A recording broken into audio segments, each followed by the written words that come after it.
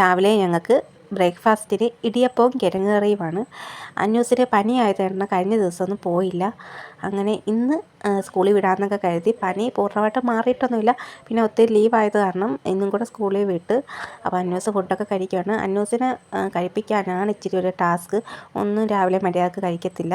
അങ്ങനെ ഞാൻ അന്നൂസിനെ കൊണ്ടാക്കിയിട്ടൊക്കെ വന്ന് അങ്ങനെ മൻസൂറിക്ക് കടയിൽ പോകാൻ നേരത്തുള്ള ബഹളമാണ് ഈ കാണുന്നത്.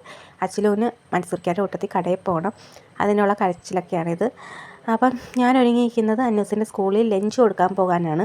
അന്നൂസിന് നൂഡിൽസ് മതി എന്ന് പറഞ്ഞ്, അത് കാരണം ചൂടോടുകൂടി തന്നെ ഉച്ചക്ക് കൊണ്ടു കൊടുക്കാമെന്ന് കരുതി ഉണ്ടാക്കുമായിരുന്നു. രാവിലെ കൊടുത്തു വിട്ടാൽ ട്രൈ ആകുമല്ലോ. അങ്ങനെ സ്കൂളിലൊക്കെ ചെന്ന് ഞാൻ അച്ചിലുമായിട്ടാണ് ചെന്നത്. അച്ചിലു ഇവിടെ അന്നൂസിനെ നോക്കിക്കൊണ്ടിരിക്കുവാണ്. അന്നൂസിനെ കാണാഞ്ഞിട്ട് അച്ചിലു ഇച്ചിരി ഇതൊക്കെ ആയിരുന്നു, എൻ്റെ കയ്യിലോട്ടൊന്നും വന്നില്ല.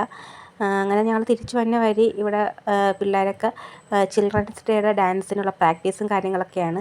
അതിൻ്റെ കൂട്ടത്തിൽ അന്നൂസിൻ്റെ ടീച്ചറിനെ കണ്ടപ്പോൾ ഞാൻ നോക്കി ഇനി അന്നൂസ് അതിൻ്റെ കൂട്ടത്തിൽ വല്ലതും ഉണ്ടോ എന്ന്. പക്ഷേ അന്നൂസിൻ്റെ ക്ലാസ്സിലത്തെ പിള്ളേരല്ല അത്.